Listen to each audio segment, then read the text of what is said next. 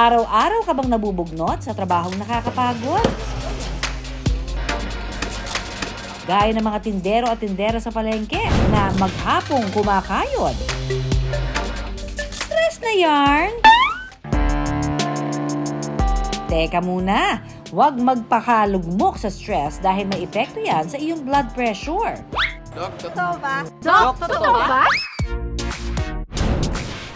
BP check muna tayo mga kapuso. At ngayong umaga, kasama ulit natin ang ating nurse ng bayan. On duty for Pinoy MD, walang iba kundi si Nurse Abby. Good morning ulit mga ka-PMD! This is your nurse ng bayan, Nurse Abby, always on duty! Nandito na naman tayo ngayon sa Commonwealth Market kung saan kakumustahin natin ang mga blood pressure or presyon ng ating mga minamahal na kapuso.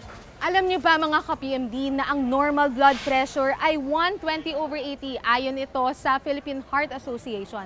Pero pag ito'y lumagpas at umabot ng 140/90, maaring meron ka ng hypertension or mataas na presyon.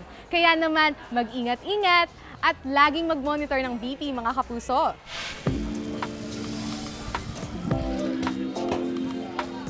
Part of my duty is to monitor your BP. At ngayon, nandito tayo sa Commonwealth Market. Check na rin natin ang mga presyon ng mga kapuso dito. Ang una nating i-BP, si Sir Romulo, na may-ari ng Meat Shop. Sir Romulo, bago tayo mag-BP, meron ka bang maintenance na ininom?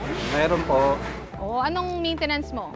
Para sa blood. Ininom mo ba ngayon? Ininom na po. Ano, hypertensive ka talaga? So. Lahit. Pero nag-BP ka naman sa bahay? Meron po. May pang BP. Okay, sige. So anong normal mong BP?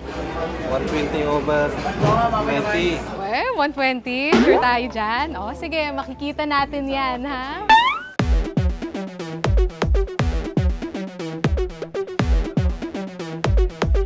Relax ka lang, ha?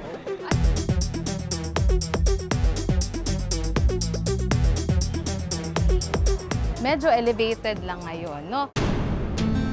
Diba na-mention mo sa akin kanina, nagwa 140 ka? Oo, 140 tayo ngayon. 140 over... Metan na rin ako.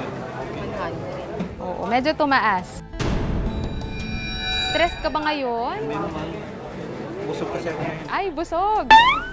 Anong kinain? Ay, baboy. Uminom ka po ba ng maintenance medications mo ngayon? Opo. I-check mo kung biglang tumaas tapos hindi na nakokontrol ng maintenance medications mo. Magpa-check up ka na ulit kay Doc. Nako, Tatay Romulo, makinig kay Nurse Abby ha? Iwas sa stress at uminom ng maintenance meds. Ang next naman nating i-BP ay si Ma'am Josephine na 2 years na palang nagtitinda dito sa Commonwealth Market. Anong edad na natin? 59. Wala namang mga parang nararamdaman ngayon? Sakit? Inuubo. Ngayon, wala kang iniindang sakit? Nahihilo? Hindi naman. Minsan hindi. Pero wala namang maintenance na ininom?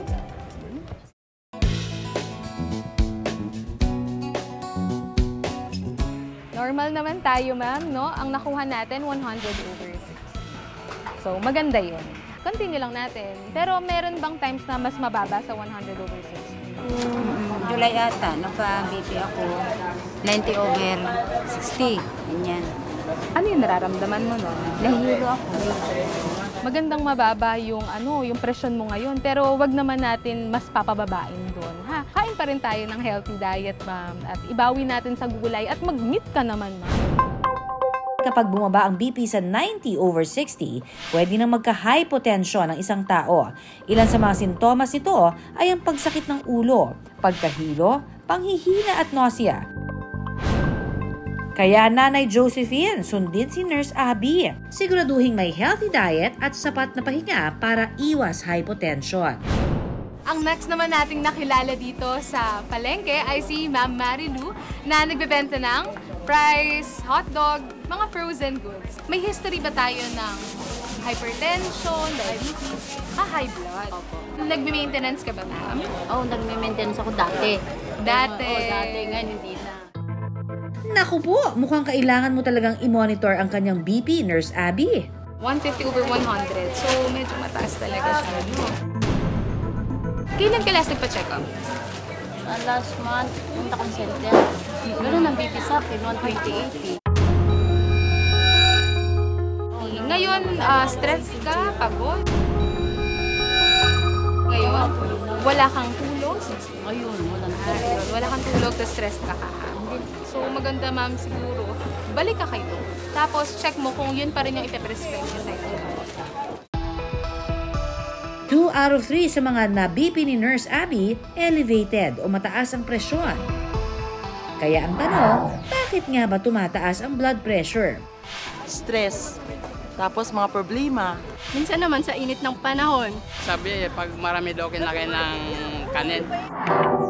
Ang sagot dyan ng general practitioner na si Dr. Via Roderos Galban, maraming dahilan, no, kung bakit ang BP ay tumataas, no. Minsan kailangan nating malaman kung saan siya nanggagaling, no, para matugunan natin or magamot natin yung sakit, no. May dalawa kasing klaseng hypertension, no, yung primary, no, or yung essential hypertension, yun yung kadalasan nating nakikita sa mga matatanda or dun sa mga pasyente, no, na may mga lifestyle related na habits, no, that can lead them to have higher blood pressure. Maaaring ang sanhi nito ay nanggagaling actually sa ating ugat, no? May mga calcium deposits or calcium plaques doon sa ugat natin, no, na binabara or nagbabara doon sa ugat natin, hindi maka-flow ng maayos yung dugo, no? Thereby leading to increased pressure doon sa BP natin. ang isa pang uri ng hypertension ay ang secondary hypertension. Ang pagtaas ng BP dulot ng isang sakit, no? Kunyari, may tumor sa parte ng katawan, like your adrenal glands. Nagtitake ng drugs. May mga condition, usually pagbuntis. And that is because of an underlying condition. Kapag nagamot yung sakit na yun, pwedeng bumaba yung BP natin. Para naman sa mga tindero-tindera na nasa palengke, sabi ni Doc Via, itong ilang dahilan kung bakit tumataas ang BP ng ilan sa kanila. Maaga tayong nagigising, kung ano na lang yung available na pagkain, yun na lang yung gusto nating kainin. Maghapon tayong nasa palengke, no? Maghapon tayong nakaupo, nakatayo, wala tayong masyadong galaw, no? Or hindi tayo masyadong nakakalakad. Kaya ang payo ni Doc Via, Top 3 tips, bantayan yung asin na nilalagay natin sa pagkain natin. Sa isang araw, not more than 5 grams of salt. Isang kutsarita ng asin. iwasan din daw ang mga salt-rich foods gaya ng canned o processed foods. For high blood kasi, number 1 cause niya is salt-rich foods. Ang diet natin, everyday tayo, kapag pumapasok tayo, ay may sardinas, yun na lang kakainin natin. Mas mataas yung risk natin, no, to actually develop high blood.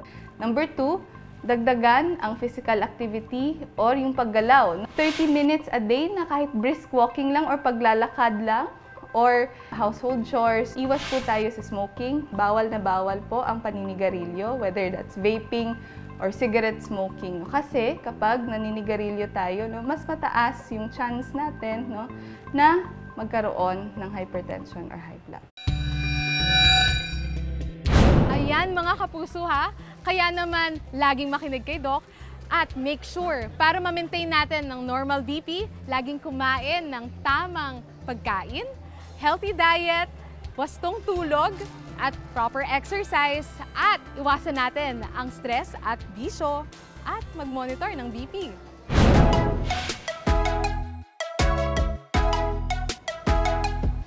Mga ka-PMD, basta't mga katanungan at serbisyong pangkalusugan, sagot namin yan! San kaya ako mapapadpad sa next duty ko? Baka naman sa lugar niyo na ako mapadpad. Kaya naman, i-comment na sa aming social media page ang mga lugar na gusto niyo naming bisitahin. This is your Nurse ng Bayan, Nurse Abby, always on duty. See you next Saturday mga kapuso!